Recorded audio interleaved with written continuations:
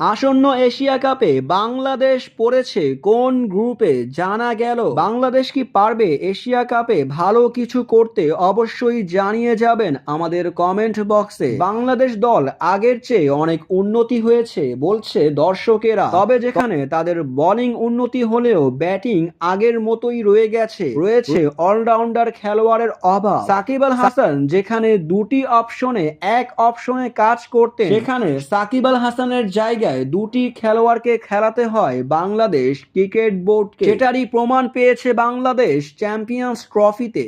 দুটি ম্যাচ খেলেছে, দুটি ম্যাচেই তারা হেরেছে।